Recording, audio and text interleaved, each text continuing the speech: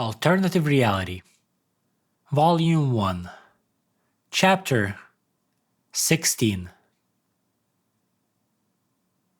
Whale logged back into alternative reality and his left foot was already tapping the floor impatiently.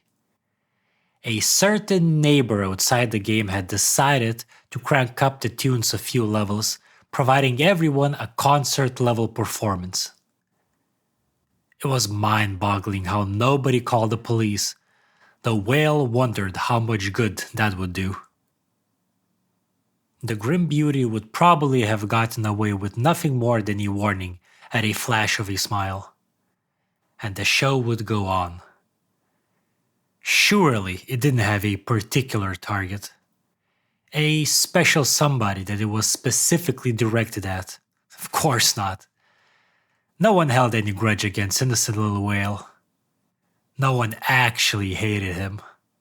He had no enemies. During the whole night, Whale was supposed to catch up on some sleep. Was supposed to. It was, however, very difficult to follow through with that intent with all that racket going on, especially when his feet kept on unconsciously moving about to the beat. Apparently, deep down Whale enjoyed the music quite a bit, but admitting to it was something his pride simply would not allow. Even if he only had a meager amount of it remaining. Ah, the loud minority. Either way, common musical taste meant absolutely nothing. Not even if every single song played fit the bill. All 50 of them. Counted like sheep before sleep. Sleep that never came. With each new song, his patience was whittled down bit by bit, until it ran out and he was forced to move on to something more worthwhile his time. One might say that Whale gave up too quickly. But Whale was worried that if he went through another 20 songs, he'd have no choice but to admit that the neighbor had impeccable taste in music. Something that would just not stand. But the risk was very real, especially when she showed absolutely no signs of turning that racket off or even down. Thus, here he was, in the middle of a tactical retreat. Back in these damp and dark corridors filled to the brim with who knew what horrors and loot. As he was taking in his meek surroundings, eyes sliding over plain carved walls and latching onto a single moving shadow that was barely visible, Whale decided to brighten up the place. A little flick of the wrist and bingo, a mobile candle. Amazing what magic is capable of. Whale even spent a few fleeting moments observing his work. Or he just waited for it to burn out and see if anything good dropped. A dissatisfied click of the tongue echoed down the corridor soon after. Now that all that was done with, he looked around, searching for something. Or someone. A plain stone wall to the right, a plain stone wall to the left, with plenty of darkness in between. Nothing but the sound of water droplets pooling somewhere Whale hoped he wouldn't step into, filling the air. Nope. Bob was not present where Whale last left him. He glanced at the dagger held in his left hand, the dagger that contained the bandit's puny soul. Since it served as a vessel, it might also help in search for the lost minion. A few seconds of wishful thinking, and Whale's eyes finally caught on to a faint purple stream of light that trailed off into the dark. This was Bob's lifeline, a string in the dark, a guideline to safety. Or more like a guideline to hell, because once Whale caught up to the slippery eel, he'd bring a world of pain to the bandit underling. All in due time. Whale trailed after the lingering light for a few minutes, traversing the damp, uneven floor. Not a cloud of mist present. Apparently, it didn't linger at the very bottom of the dungeon, which still scrambled poor Whale's marbles quite a bit. It was flowing upwards from the get-go, but when he finally reached the bottom, nothing? He'd write a formal complaint to the staff if he cared enough. He didn't though. It just irked him ever so slightly. Enough to grumble, not enough to act. Eventually, Whale's sharp gaze picked up on broken down items and various remains. Vanquished by something. Or someone. Or Bob. Thus, he continued onwards, for a little while longer, like a hound hot on a trail. Just around the corner, he found an faithful manservant sprawled on the floor, counting coins. How in the world did Whale not hear the sound of coins clattering was simply inconceivable. Was he getting old? Did he lose his touch? Did his ears go numb from all the noise outside the game? Plenty of ideas of doubtful sensibility drifted through his thick brain fluids. Yet they were interrupted by the same clattering sound. Seems like the backstabbing bandit was completely oblivious to the presence of his master. Or he simply did not care enough to react. Whale was planning on fixing that by the looks of it, a twitching frown contorting his already lovable enough face. "Why, hello there," Whale whispered in Bob's ear, as closely as his straight sexual orientation could allow, which wasn't too close. Bob reacted well enough though, jolting up like a spring and falling down again after a slight misstep. "And what are you doing here all alone? In the dark? By yourself? Not something indecent, I hope?" Well continued in poor humor. Bob quickly pocketed all the coins he managed to gather in the moment of fright, and frowned. Probably because whatever he had left behind on the ground was already gone. A fast one, that Whale.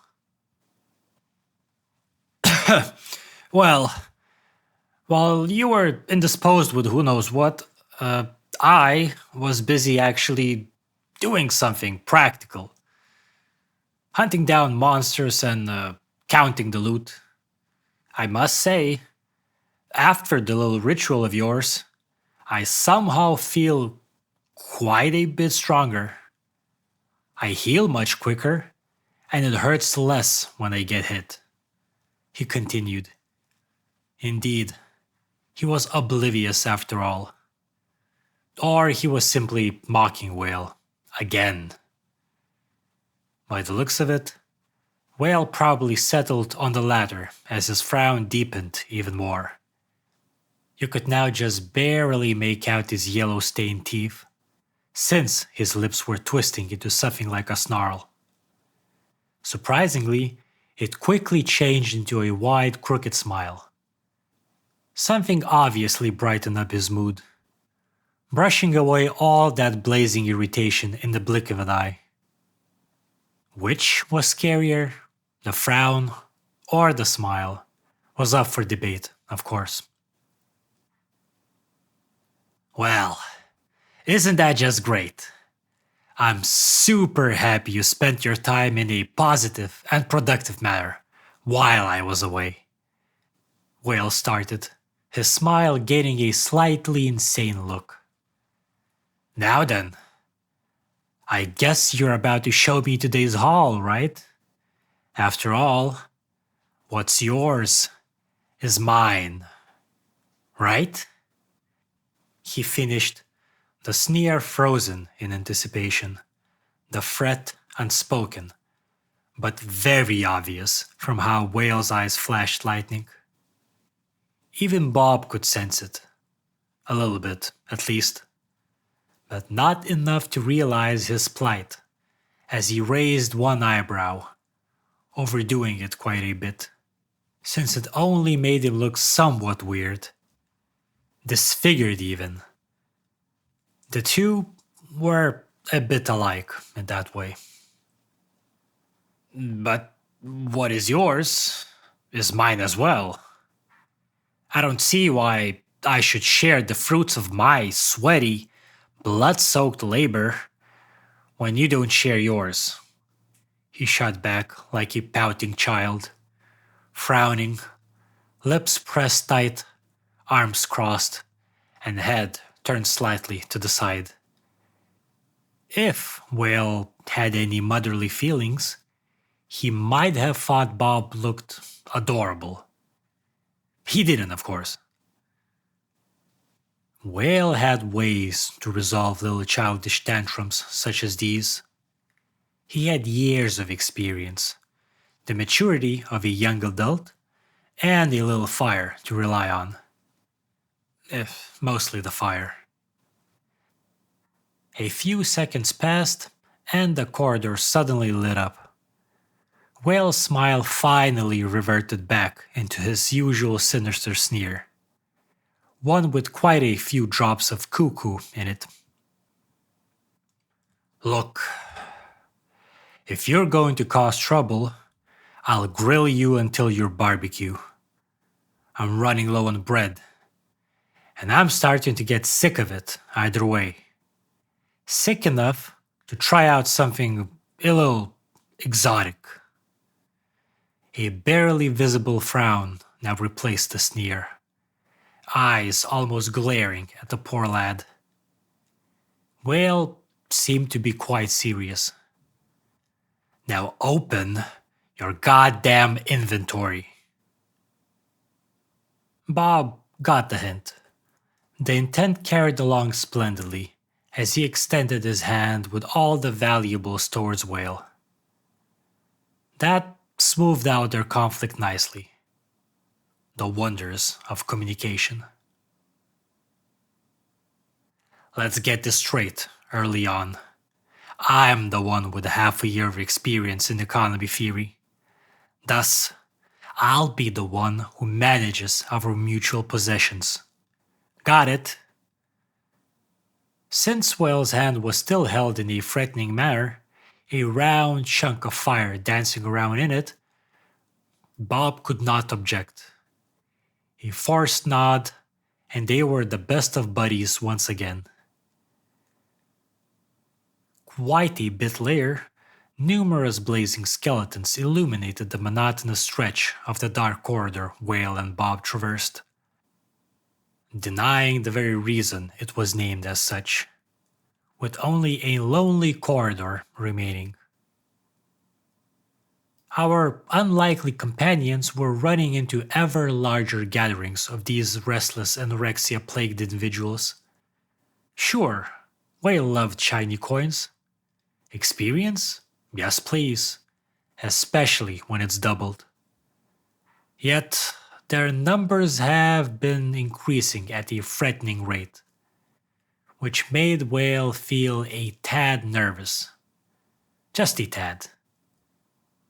Because he couldn't help but see the skeletons as large bags full of loot and experience, and the more of that, the better. Imagining hundreds of them made his mouth water.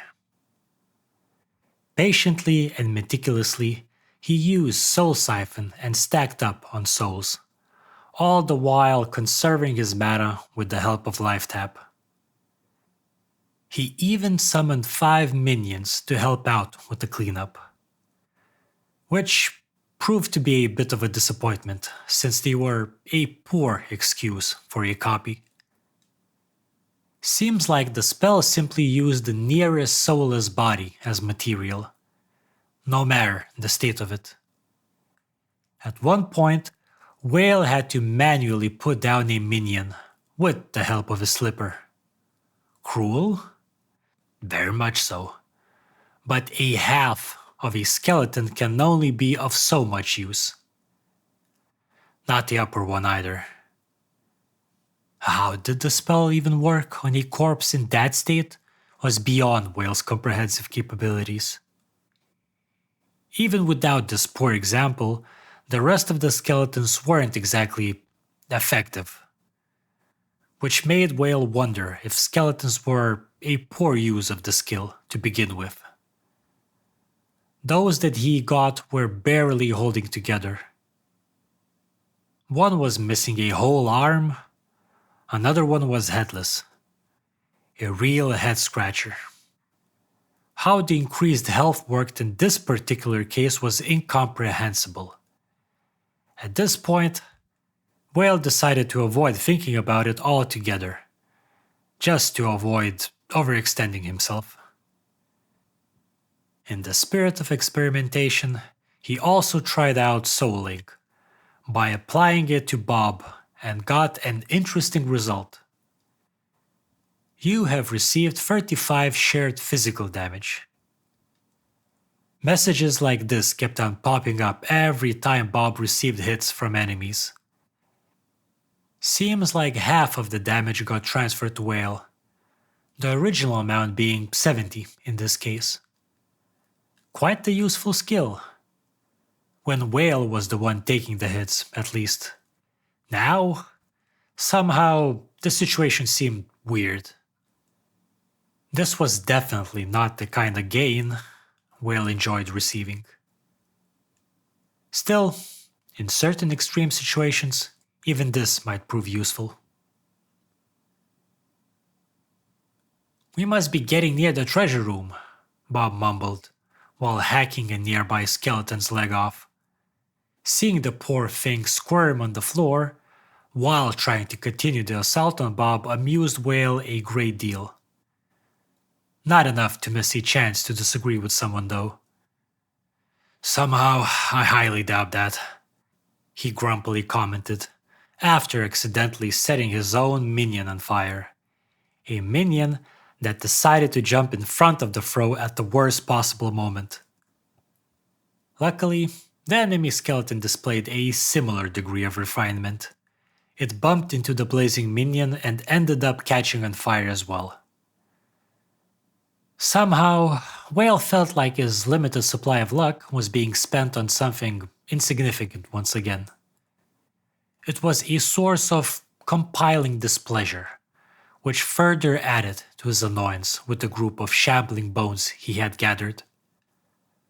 Not only were they almost useless in a fight, 3 of his minions could barely beat up one enemy. Barely. And even that relied heavily on luck. Their pathfinding abilities were also a thing to be dissatisfied with. Most of them kept on slamming into everything that was in their way. Usually each other, or some corner. It's not like they were going down some winding path either. It was mostly straight going. By the time Whale and Bob reached their presumed destination, every single one of his minions were missing at least some body part. Mostly arms. And that was mostly because Whale diligently got rid of any legless minions that slowed down his advance.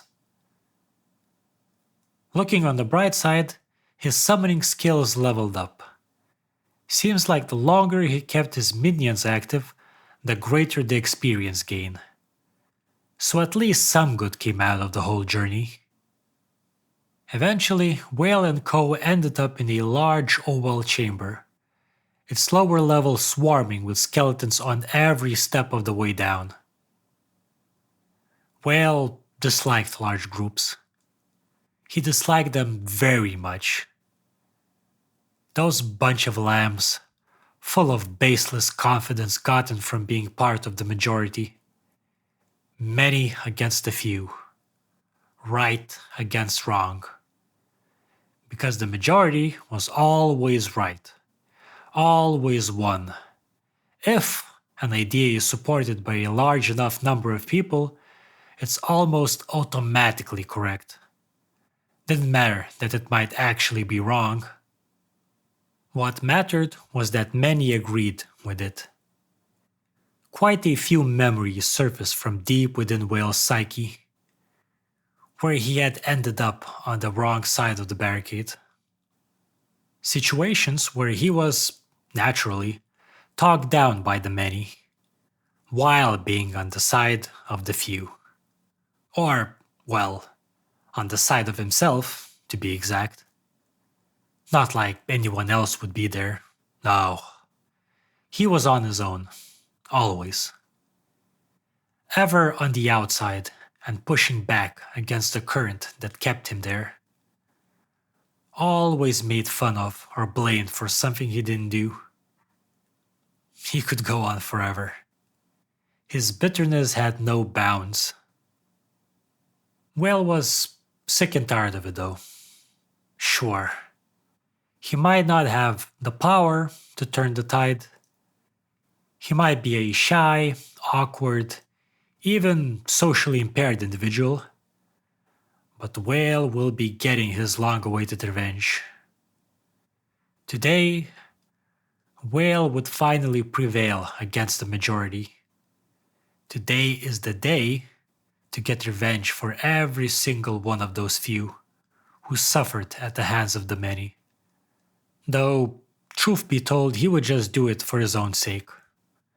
As a symbolic gesture for past regrets.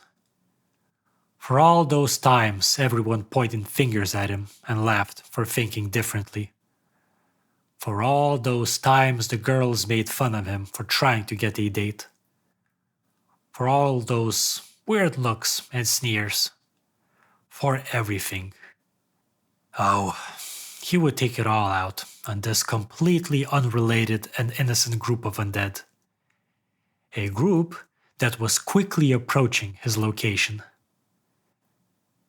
Shit, Whale mumbled under his nose, suddenly aware that Bob was pulling on his arm in a panic, hastening their long overdue retreat.